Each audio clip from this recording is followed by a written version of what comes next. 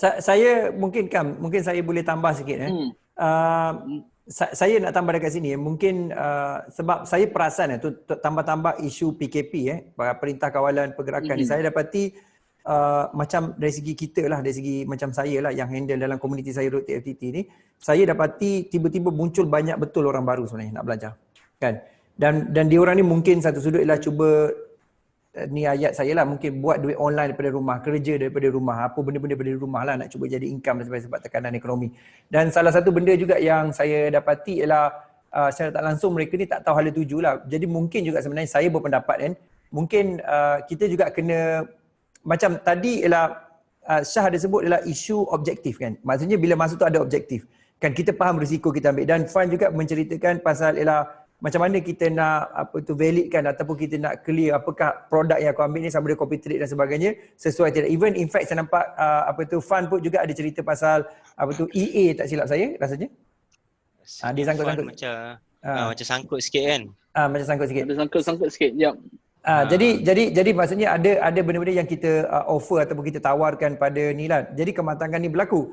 Tapi pada masa sama juga saya berpendapat dari segi isu kematangan orang baru ni dia perlu bina dengan cepat, dan pada sama juga dia kena pelajari juga macam Fan ada sebut mungkin tadi dia sebutlah mungkin kita assume mereka tahu tapi sebenarnya mereka tak tahu sebenarnya floating apa sebenarnya, drawdown mungkin apa benda sebenarnya kan. Mungkin Fan boleh sharekan sikit. Tapi yang pertama yang saya nak highlight adalah kepada semua orang kena faham konsep apa istilahnya investment ataupun menabur. Banyak orang dia salah tafsir. Dan dia macam Bro Syah cakap lah, kita kena tahu apa hala tuju kita. Apabila kita kata kita nak pergi ke arah copy trade, maksudnya kita dah consider melabur. Apabila kita melabur, kita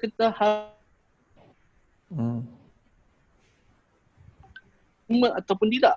Kalau dah melibatkan kita ni daily commitment ataupun bulanan commitment, itu secara langsungnya tak consider melabur. Itu dah consider kita merisikokan kita ni expenses bulanan.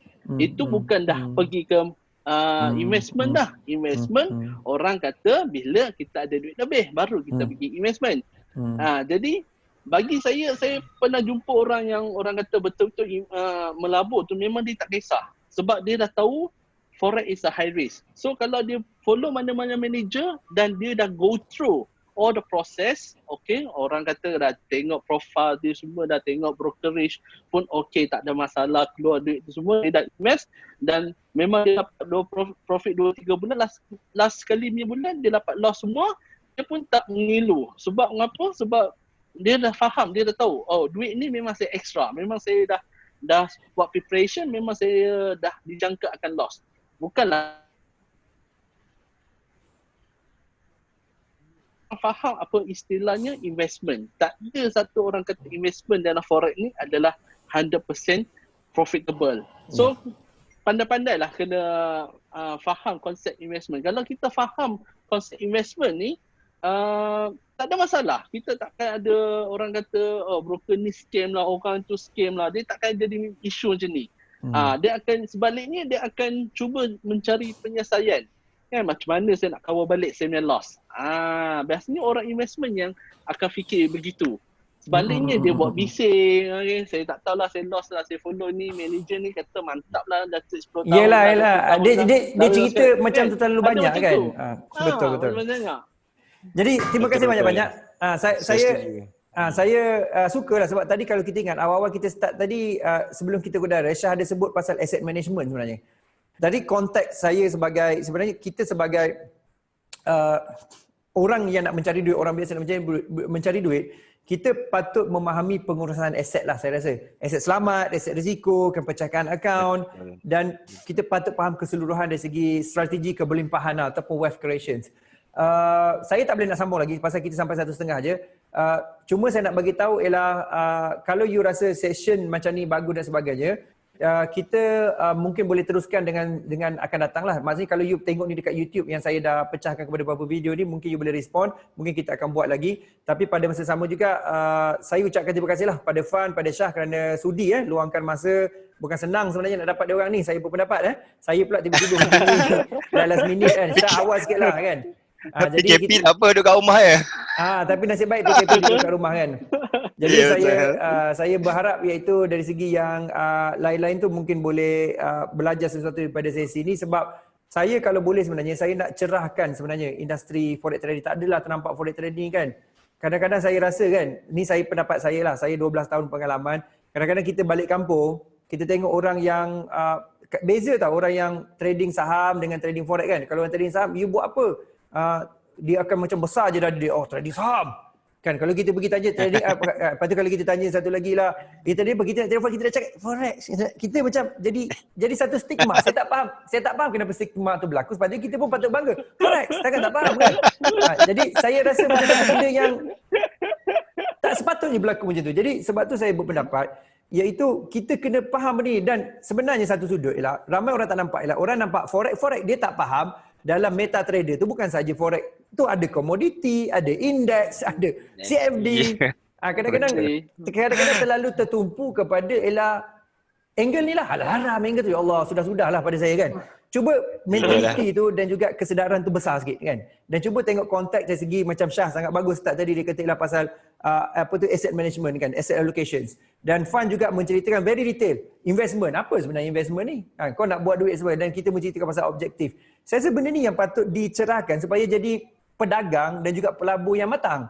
Kan? Dan kalau kita jadi IB pula, IB yang matang dan juga ni, dan kalau kita bekerja dengan broker pun kita jadi lebih standard, kita lebih tinggi kan. Saya risau pasal benda ni lah, pasal industri ni bagus dan berkembang. Kan? Masalah yang sama daripada saya start dulu 2007 sampai sekarang adalah saya tengok sama je masalah. Kan gaduh sana, gaduh sini, sama sendiri, gaduh ni tak puas hati. Saya rasa cukup lah kot.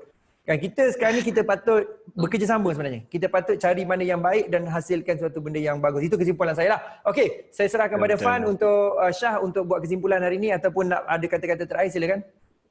Okey, daripada saya tak terlalu banyak lah saya nak katakan. Untuk penutup ni, saya rasa secara rumusannya kita boleh katakan dalam forex ni bukan sahaja dengan trading je kita boleh buat duit, tapi dengan menjadi IB, jadi corporate trade manager dan juga jual signal macam-macam yang kita discuss tadi kan. Jadi sebenarnya akhirnya benda ni dia akan berbalik kepada diri kita lah, macam yang saya bagi tahu tadi kan. Dia objektif masing-masing.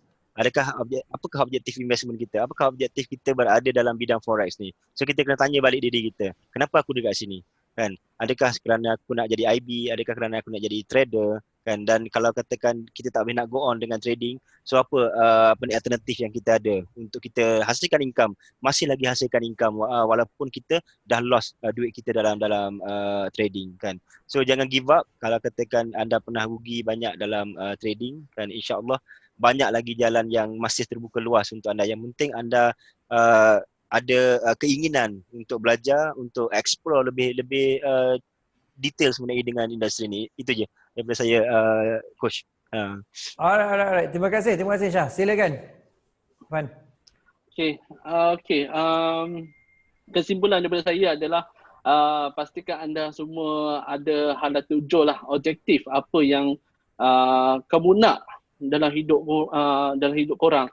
So kalau kamu rasa korang loss terlalu banyak, jangan give up, carikan solution. Macam contoh Rosha cakap tadi, affiliate adalah salah satu kaedah.